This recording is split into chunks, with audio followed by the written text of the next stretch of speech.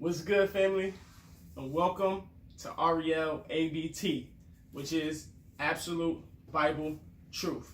I'm your boy, Ariel, and I'm here to teach you biblical truths, biblical principles, and biblical information so that you can take this information, apply it to your life, share it with friends and family, and help those in need. But not only that, but I want you guys to hear the word of the Most High. I want you guys to hear the word of the Lord, hear the Bible, hear what he has to say on situations, hear what God has gave his input on so that we can use it for our benefit. You know, the Most High gave us a book of wisdom. This is a book of wisdom right here. This is the Bible.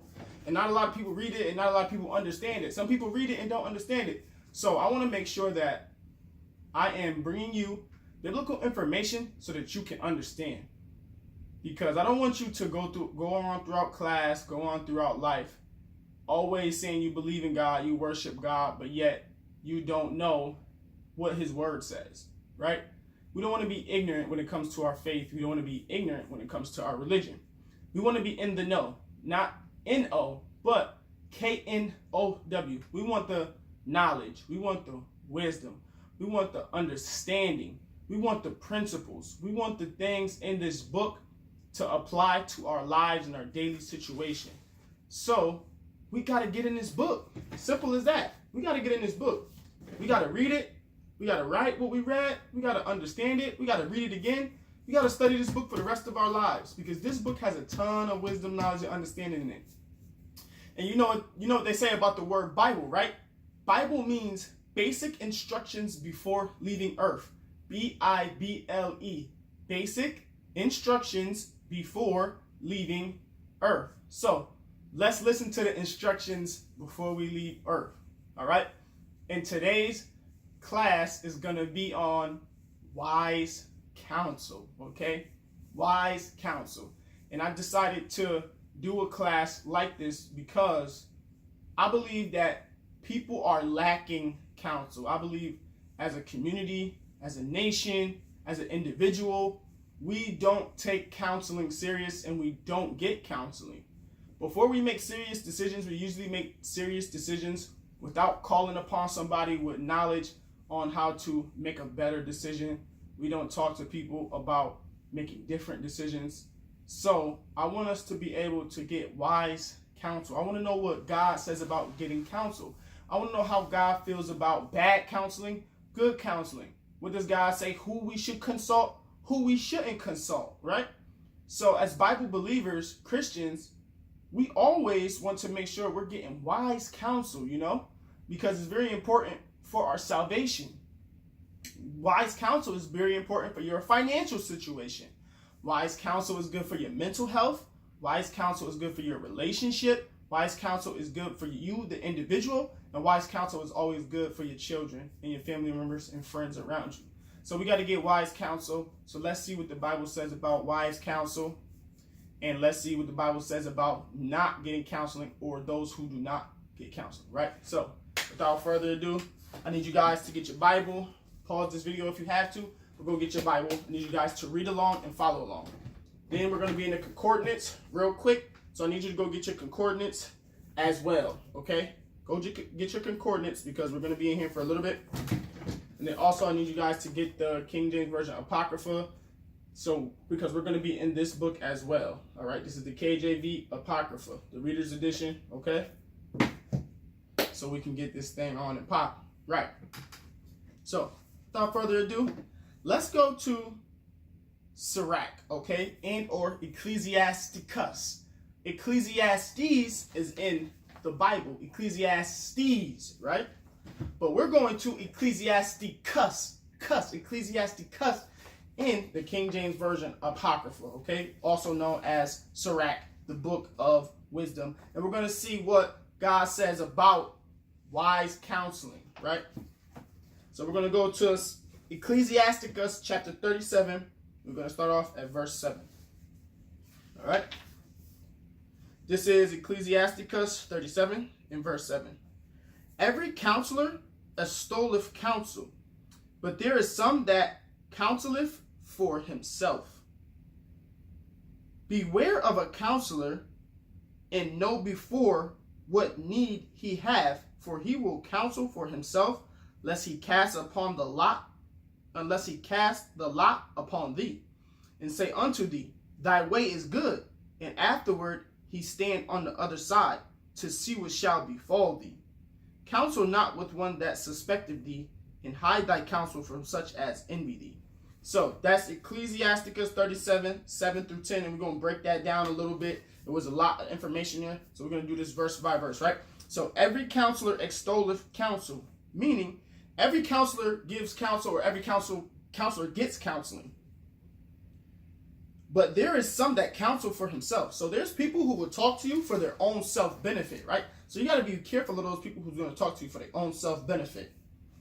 Verse 8, beware of a counselor, and know before what need he hath, for he will counsel for himself, lest he cast lot upon thee. So beware of who you take counsel from, because sometimes they will use you for an experiment to see if this is a good idea or not. So for example, there's a road, right? You come down the road and there's a fork in the road that splits, right? You can go left or you can go right. So the counselor will tell you, go left, for his own benefit, because he wants to see what's left, because he has some personal gain in it, and he doesn't want to tell you to go right, because that way may be the right way. He wants to know what's left, so he's going to use you just to go what's left. He's going to use you for his own benefit. So be careful about who you take counsel from, because some people will give you information, they'll give you knowledge just to see where it goes, so they can see how far they can take it, right? They'll tell you to go 10 steps so they can see if they can go 100 steps. So be careful who you take counsel from. Now, this is verse 9. And say unto thee, the way is good, and afterwards stand on the other side, to see what shall befall thee. Counsel not with one that suspecteth thee, to hide thy counsel from such that is envy thee. So you got to be weary of who you talk to, because you don't want to talk to someone who envies you, because they're not going to take you serious. They're only going to look at you as someone they can't trust, right? Because they're envious of you. They have something that you have, in, or you're going to get something that they want, so they don't even want you to have it. So don't take counsel from them, and don't give them counsel from people who are envious of you. You find out people are envious of you because you watch how they act around you. Are they making funny jokes? Are they talking about you behind their back? Are they being jealous or sneaky and conniving, talking to people, and then the word is getting back to you, right? You got to make sure that you get all of those people out of your way. This is verse 11. Neither consult with the woman touching of whom she is jealous, neither with a coward in matters of war, nor with a merchant concerning exchange, nor with a buyer selling, nor with an envious man of thankfulness, nor with an unmerciful man touching kindness, nor with the slothful for any work, nor with an hireling for a year of finishing work, nor with an idle servant of much busyness. Hearken not unto these in any matter of counsel. So these are all people who are contrary to counseling, right? You don't talk to a woman about a woman who's jealous of this woman, right? Because if you talk to the jealous woman about your woman, the jealous woman is going to do everything she can to put your woman down. So you don't talk to a woman who's jealous of your woman, because she's not going to tell you the truth. Verse 12, but be continually with a good man, whom thou knowest to keep commandments of the Lord, whose mind is according to thy mind, and will sorrow with thee if thou shalt miscarry. Verse 13, and let the counsel of thine own heart stand, for there is no man more faithful unto thee than it. For a man's mind is sometime wont to tell him more than 7 watchmen that sit above an high tower. And above all this, pray to the Most High, that he will direct thy way in truth. Let reason go before every enterprise, and counsel before every action. The countenance is a sign of changing of the heart. So, don't get counsel from people who are jealous of you, envious of you. Don't get counsel from a man who is unmerciful on how to show mercy, right? Because he's not going to tell you how to show mercy. He can't, because he's unmerciful. He don't show mercy in his own action. So don't consult with a hypocrite. Don't consult with someone who is going to be very hypocritical in their situation, right? Verse 11 is all opposites. And it talks about, nor with an hireling of a year finishing work, nor with an idle servant of much busyness. So if you need counseling on how to have better time management, You don't want to talk to somebody who is lazy, who is idle, who doesn't use their time wisely, who has no goals, who has no purpose, and who has no plans. So always keep that in mind, right? That was Ecclesiasticus 37, verse 7 through 16, okay? Now, we're going to go to the book of Proverbs, okay? We're going to go to the book of Proverbs. We'll be back in the Apocrypha later, but now we're going to go to the book of Proverbs. There's a lot of information in that chapter. Make sure you go back and read that chapter, man. It was a good chapter. We got a lot of good information, right? So, now we're going to go to Proverbs chapter 19, verse 20. Proverbs 19 and verse 20. Proverbs 19, verse 20. Hear counsel and receive instruction, that thou mayest be wise in thy latter end. There are many devices in a man's heart. Nevertheless, the counsel of the Lord shall stand strong. Right? So, Proverbs 19, 20 through 21 tells us to always receive counsel. Hear counsel and receive instruction so that you'll be wise in the latter end. Right? So, good counseling, wise advice will make you happier in the end, will make you wise in the end, it will make you seem like you're smarter than what you are. But all you did was listen to good counsel and you took their instruction. You didn't listen to good counsel and then turn your ear away. You did what they told you to do, so you were wise in the end, right? Verse 21, there are many devices in a man's heart. Nevertheless, the counsel of the Lord, that shall stand. So there's a lot of things going on in your heart, in your mind, but when you turn to the Lord and when you have your faith in God, his counsel will stand strongest. His counsel will last forever. His counsel is always wise. How the Most High counsels you is through your personal relationship with him, through your conscience, right? Your conscience will tell you when you're right and wrong. And through his word. Always seek his word. Always look into his word to see if there's a situation that happened in the Bible that's happening in your life. 9 times out of 10, 9.9 times out of 10, it's in here. Some way, shape, or form, 10 times out of 10, it's in here. Read this word. Get counseling from someone who knows this word inside and out like the back of their hand. Someone who devotes their life to this word. Get counsel from them, because that is also counsel from the Lord, because the Lord is working through them to help you. So you always get counsel. And in the end, the Lord's counsel shall stand the strongest. All right? Now, we're going to go to Proverbs 12 and 15. All right? Proverbs chapter 12 and verse 15. Proverbs 12 and 15. The way of a fool is right in his own eyes, but he that hearkeneth unto counsel is wise.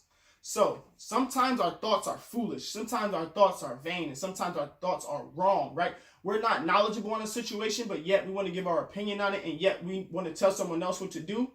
That's foolishness in our own hearts, because we never walked that path, right? You can't tell somebody how to do something that you've never done. It's going to be hypocritical, and it's going to be foolishness at the end of the day, because you don't know if that's successful or not, if you're going to succeed or not. So you want to be careful with the advice you give yourself, because if you have the opportunity to reach out to someone to help you and to get counsel, then do it, because they've walked the same path that you've already walked. They've accomplished the things that you want to accomplish. They know the pitfalls. They know the journey. They know the bears, lions, and tigers on the path. They know the escape routes. They've been through it. They got experience in it, right? So you want to counsel them before you just go off and do your own thing. You want to get counsel from them before you just listen to your own heart, because you may think you know how to be in a relationship. But when you talk to someone who's in a relationship for 10 years, been married 20 years, they'll tell you things that you don't even have any awareness of or anything in mind, because they know things that you have yet to accomplish and you have yet to see. So sometimes you can't listen to yourself. You got to seek counsel on certain situations. And you always, always, always got to seek wise counsel. Wise counsel, right? Okay, so now we're going to go to Proverbs 11. Let's go to Proverbs 11. Proverbs 11, one chapter back, 11 and 14. All right, we just was in Proverbs 12 and 15. Now we're in Proverbs 11 and 14. This is Proverbs 11, verse 14. Where no counsel is, the people fall, but in the multitude of counselors, there is safety. So, where there is no counsel, the people fall. But in the multitude of counselors, where there's many counselors, where there's much information, there's much knowledge, much wisdom, and much experience, the people are safe, right? The people are safe in that counsel. So let's look up the word counsel in Proverbs chapter 11, verse 14. And we're going to look it up in our Strong's Concordance, all right?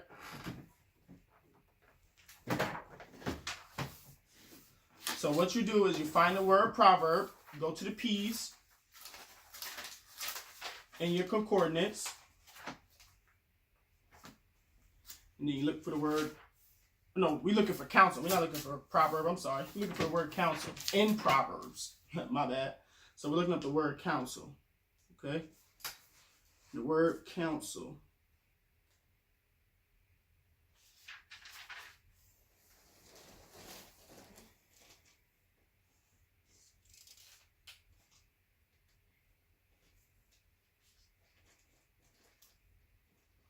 The word counsel, then we're going to look down. We're going to find Proverbs 11 and 14, where no counsel is, the people fall. That is Hebrew 84:58. So after we find the word counsel, counsel,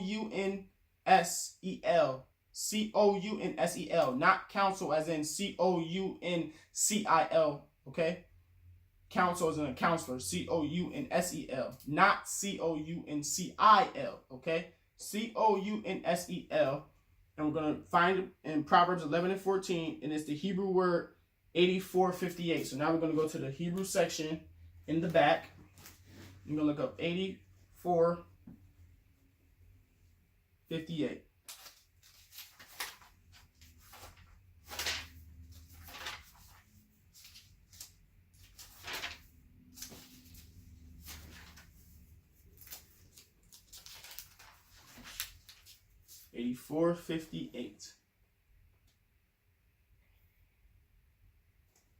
And it is figuratively guidance, or by implication a plan, good advice, counsels, wise counsels, okay? The Hebrew word is 84:58, and it's tabula or tabule, right? From 2254 as denominative from Hebrew 2256, only in plural, properly steerage as management of ropes. So like you steering ropes, right? But it's figuratively guidance, or by implication a plan, good advice, counsels, or wise counsels, right? So it just means to get wise counsels and good advice, right? That's just what the word means in Proverbs 11 and 14, because you want good advice or you're going to perish. If you listen to bad advice, you're going to perish. If you listen to good advice, you're going to make it until that righteous end in what you're looking for.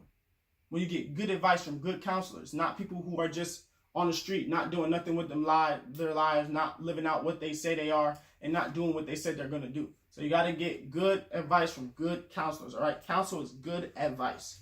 Okay, now we're going to go to Proverbs 22, Proverbs 15 and 22. Proverbs 15 and 22. Just a couple chapters ahead. Proverbs 15 and 22. And it is Proverbs 15 and 22. Without counsel, purposes are disappointed, but in the multitude of counselors, they are established. So without counsel, purposes are disappointed. So you set out to do something, right? You have a purpose. You have a mission. You have a definition.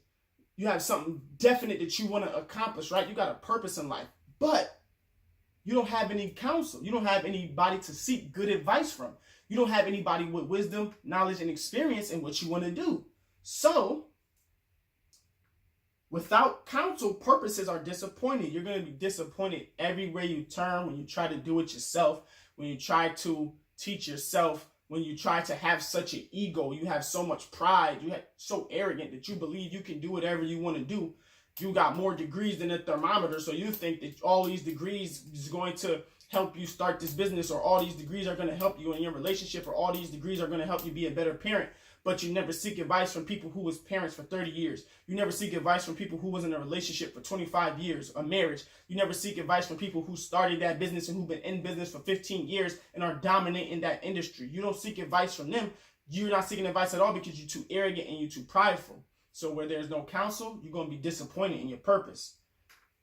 But in the multitude of counselors, they are established, right? Your purpose is established when you get good counsel. Your purpose is established when you get to join a mastermind. Your purposes is established when you seek good advice from people who in your industry, people who are married, people who have done what you want to do. So seek good advice. Don't seek advice from people who are not in your industry. Don't seek a farmer on how to do engineering, industrial engineering, or chemical engineering from a farmer. It's not good advice. It's not going to end you up at where you want to be. So you got to be wise in who you seek your counsel and who you share your purposes with, because your purpose is established in a multitude of counsel. That's more than one, multitude. All right. So now we're going to get into some examples of some people who took counsel in the Bible and some people who didn't take counsel in the Bible. Right. So now we're going to go to Deuteronomy 32. Deuteronomy 32. We're going to see if people in the Bible listened to the counsel that they was given, right? Because some of y'all not listening to the counsel that you were given. And there's times where people gave me counsel and I didn't listen. And people told me what to do and I didn't listen. People told me, don't spend your money on this because you're going to be upset because that's not what you need. And what I did, I went and spent money on it anyways, thinking that I know more than them. Because as children, we always, or as young adults or teenagers or beginning business owners or beginning entrepreneurs, we want to do everything on our own and we want to listen on our own. We want to be like self-made and self-taught. We don't want to reach out for help, be in a vulnerable position because we feel like we'll be weak. We feel like we'll be less than. We feel like they'll belittle us or they'll hurt us or they won't lead us in the right way. But we got to get over that. We got to get over that hump and we got to stop listening to ourselves all the time. We got to seek counsel and we always got to try our best to get good advice. All right. So now we're in Deuteronomy 32. Deuteronomy 32 and 15. 32 and 15, okay? Deuteronomy 32, just to give you some background about the chapter, this is the Most High talking to the children of Israel, and they are messing up completely, all right? So we're going to start at verse 15. This is Deuteronomy 32, verse 15. But Jeshurun waxed fat and kicked. Thou art waxen fat. Thou art grown thick. Thou art covered with fatness. Then he forsook God, which made him, and lightly esteemed the rock of his salvation. So Jeshurun is just another word for Israel, okay? Jeshurun is just another word for Israel. Israel is a God's nation, okay? Israel was also a man as well. Jacob was Israel. First he was Jacob. He wrestled the angel. Then he became Israel. God gave the nation of people, all these individuals who Moses was head over, the name Israel as well. So this is verse 16. They provoked him to jealousy with strange gods, with abominations provoked they him to anger. So the children of Israel are provoking God to anger. How are they provoking God to anger? Let's find out. They sacrificed unto devils, not to God, to gods whom they knew not, to new gods that came newly up, whom your fathers feared not. So now the children of Israel is serving gods of idols. They created these idols and now they're worshiping.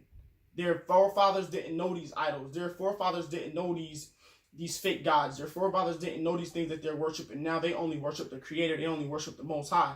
But they created gods out of stones, out of rocks, out of money, out of people. They created gods out of everything, and now they're worshiping these gods. Now, we're going to skip from 17 to 28 and see why these people is doing what they're doing. So this is Deuteronomy 32, verse 28. For they are a nation void of counsel, neither is there any understanding in them. So these children of Israel are void of counsel. They have no counsel. They have no understanding. They have no elders or leaders or guidance among them. But they had them. They didn't listen. They turned their ears on them. So there was a nation void of counsel because they didn't want it. Void means nothing, means you don't have, meaning it's empty, right? They didn't listen to their counsel. They forsook their counsel. They don't have counselors because they want to do what they want to do when they want to do it. We've all been there. We've all listened to our parents tell us, don't do this. Don't go outside without a coat. You're going to get sick. Good counsel, wise counsel, great advice from your parents who've been on this earth longer than you. But what did? We went outside without a coat anyways. Your parents told you. My parents told me, go to school, focus on class. Don't follow your friends to do bad. Don't follow your friends to go to ISS. Don't skip class because your friend's skipping class. What did we do? Forsake good counseling. We forsook good advice for what? Our own selfish gain, for what? Our own selfish pleasures. to fit in with our friends, to be followers of our friends. We've all been in a position where we've got good advice, good counsel, and we didn't take it. But we can learn from that and we can do better. So we have to always take good advice and good counsel. I always tell kids, don't listen to your friends, listen to your parents, because your parents know more than your friends. Your parents have been through what you're going through. Your friends are going through it with you. Your parents know more than your friends. We take relationship advice from our friends. Like, we took relationship advice from our friends. Like, yo, how did she acting up? What do I do? And your friend would tell you what he think or what she think, right? When your parents told you, like, yo, you're not even ready for a relationship. Don't even do that. They gave you great advice, good counsel, and you did not take it. You forsook it. Our parents are the number one counselors, man. They're our first counselors, our first teachers, our first educators. But we always forsake their wisdom. We always forsake their counsel. And we always forsake their knowledge for our own selfish gain and our own selfish pride and ego. We got to put that junk down. We got to listen to good counsel, man. As you get older, listen to your parents. As you get older, you start to understand, man, your parents were so smart when they told you not to do it. And now you look back on it like, man, I was a dummy. I should have listened, right? A lot of us are still not listening as young adults and adults. We got to stop doing what we want to do and start researching and start getting good advice and start surrounding ourselves with people who are in positions we want to be in, right? Surround yourself with people who've accomplished things. Surround yourself with people who've read books, who have changed their lives, who have went from poverty to prosperity, right? Who have went from uneducated to educated, who went from ignorance to intelligence. We got to make sure that we're listening to good advice and not just doing everything on our own, all right? So listen to good advice. A nation with no advice shall perish, just like the children of Israel did in Deuteronomy 32. All right, so now we're going to go to 1 Kings. Let's go to the book of 1 Kings. Let's see how King Rehoboam, the son of Solomon, when he was in an opportunity to seek advice, let's see if he sought advice. Let's see if he sought good counsel, right? 1 Kings 12. 1 Kings 12. And we're going to start at verse 1 too. This is 1 Kings 12, chapter 1. 1 Kings chapter 12, verse 1. And I'm in the King James Version of the Bible too, if you didn't know. All right, so King James, 1 Kings chapter 12, verse 1. And Rehoboam went to Shechem, for all Israel were come to Shechem to make him king. And it came to pass when Jeroboam the son of Nebat, who was yet in Egypt, heard of it, for he was fled from the presence of the king Solomon, and Jeroboam dwelt in Egypt, that they sent and called him, and Jeroboam and all the congregation of Israel came, and spake unto Rehoboam, saying, Thy father made our yoke grievous. Now therefore make thou the grievous service of thy father, and his heavy yoke which he put on us lighter, and we will serve thee. So what they're saying is King Solomon put a heavy burden on him. But they're saying since Rehoboam is king now, which is his son, if Rehoboam makes their yoke lighter, makes their work day lighter, then he will serve them. Let's say his father made them work 60 hours a week. That's a lot of work. But now they're saying if you let us work lighter, like 40 hours, 30 hours a week, we'll serve you, right? Let's see what happens. Verse 5. And he said unto him, Depart yet for 3 days, then come again to me. And the people departed. So he said, give me 3 days. I'm going to come back with a decision in 3 days. Verse 6. And King Rehoboam consulted with the old men. He consulted. He's seeking counseling with the older men. Pay attention. That stood before Solomon his father while he yet lived, and said, How do ye advise that I may answer this people? So he's seeking counsel from his father's advisors, from his father's councilmen. His father was wise. His father was a great king. Let's see what's going on. Verse 7. And they spake unto him, saying, If thou wilt be a servant unto this people this day, and wilt serve them, and answer them, and speak good words to them, then they will be thy servants forever. But he forsook the counsel of the old men, which they had given him, and consulted with young men that were grown up with him, and which stood before him.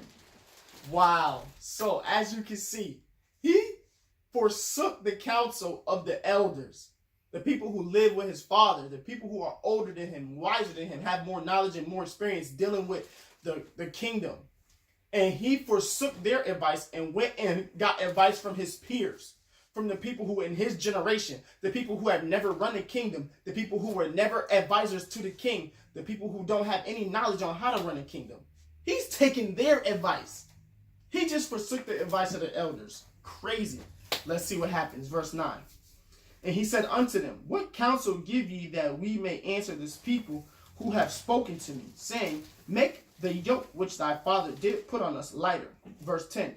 And the young men that were grown up with him spake unto him, saying, thus shalt thou speak unto this people that spake unto thee, saying, thy father made our yoke heavy, but make thou it lighter unto us. Thou shalt say unto them, my little finger shall be thicker than my father's loins. So now he's saying, my treatment is going to be worse than my father's treatment. Verse 11. And now, whereas my father did lade you with a heavy yoke, I will add to your yoke. My father had chastised you with whips, but I will chastise you with scorpions. Verse 12. So Jeroboam and all the people came to Rehoboam the third day, as the king had appointed, saying, come to me again the third day. So now they came back to the kingdom. They're looking for advice. It's the third day. Verse 13. And the king answered the people roughly, and forsook the old men's counsel that they gave him. He forsook the wise counsel. Let's see where it ends him up. And spake unto them after the counsel of the young men, saying, my father made your yoke heavy, and I will add to your yoke. My father also chastised you with whips, but I will chastise you with scorpions. Wherefore the king hearkened not unto the people, for the cause was from the Lord, that he might perform this saying, which the Lord spake by Ahijah the Shilite unto Jeroboam the son of Nebat. So when all Israel saw that the king hearkened not unto them, the people answered the king, saying, what portion have we in David? Neither have we inheritance in the son of Jesse to your tents. O Israel, now see thine own house, David. So Israel departed unto their tents. So now the Israelites are split. It's split because they had to fulfill the prophecy which was spoken by the prophet back in the earlier chapters. They knew the Most High knew this was going to happen, and he knew that because he had to split the kingdom. So he knew he was going to forsake the advice because he had to fulfill the prophecy.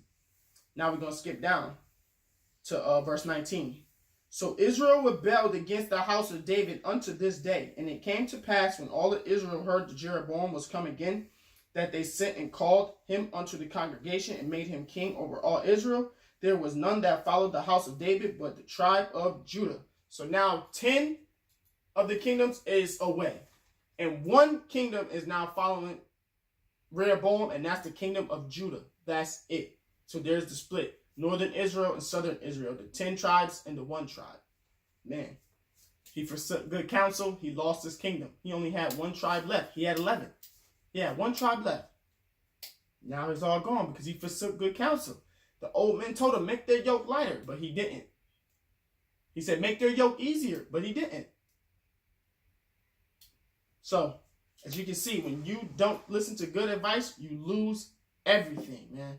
You can lose everything by doing your own thing and not for seeking good counsel. So always seek good counsel, good advice, wise counsel, wise advice from the elders, okay? Now let's see what happens when you listen to bad advice, right? Because there's an opposite. You can listen to good counsel and do good. Or you can get wicked counsel, listen to the wicked counsel, and receive evil, right? Let's see. 2 Chronicles 22. This is 2 Chronicles chapter 22. Let's see what listening to bad advice does. Because you can get counsel and be like, this isn't very good advice. I'm not going to listen to it. Or you can take the advice and still do bad. Right? So now we're going to 2 Chronicles 22.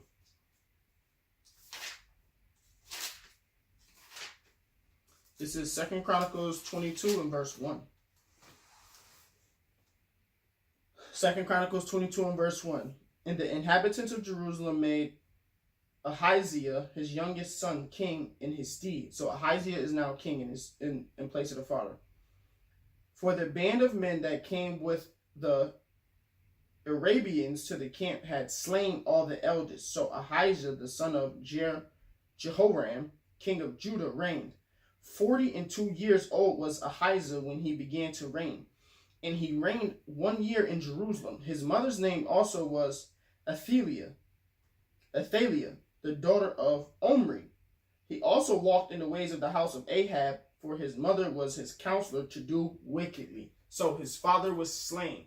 He got the kingdom at 42. He was listening to his mom, and his mom gave him wicked counsel. Let's see what happens. Does he take the wicked advice, or does he fight off the wicked advice? Let's find out. Verse 4. Wherefore he did evil in the sight of the Lord, like the house of Ahab, for they were his counselors after the death of his father, to his destruction. So you can get bad advice, take the bad advice, and then it will lead to your own destruction. You got to be wise at who you take advice from. Okay? Even if it's your parents, if they're giving you bad advice, you got to not listen, man. It's tough. I know it's tough. My mom gave me tons of bad advice growing up. And I listened, and it led me down wrong paths. But once you get older and once you get mature enough to where you can make your own decisions, like he was 42. He could have made his own decision. He could have said, I'm not listening to that. I'm going to go get advisors to help me run this kingdom instead of listening to his mom. He could have went and got help from other advisors, people who ran kingdoms, people who've been on staffs or boards, and can give him advice on how to make better decisions, right? Because good advice is good decision making, right? We want to help our decision making. We don't want to continue to do bad advice. We want to have good advice. So we got to make sure we're getting good advice and not listening to wicked advice, okay? So that was 2 Chronicles chapter 22, verses 1 through 4. All right, now we're going to go to Psalms 1 and 1. Psalms 1 and 1. Psalms 1 and 1, man. This is a lot of good information. Hopefully you guys apply it to your lives, okay? This is Psalms 1 and 1. Blessed is the man that walketh not in the counsel of the ungodly, nor standeth in the way of sinners, nor sitteth in the seat of the scornful. So, Psalms 1 and 1 tells us, blessed is the man who don't sit in a seat with the ungodly.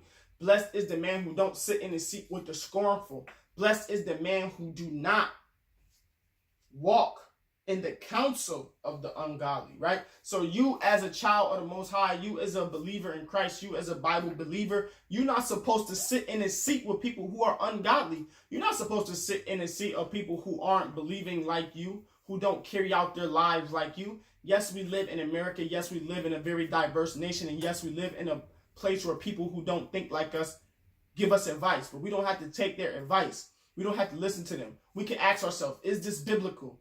Is this what God want me to do? Is this what Christ would do if he was here? You can ask yourself those 3 questions every single day. You get advice from somebody who is not in your faith, right? You got to make sure that you don't walk in the ways of the ungodly. So if you know you want to stop fornicating, you don't walk with people who fornicating, because they're not going to tell you to stop fornicating. They're not going to tell you to get right and do better. They're going to continue in their wicked fornication and their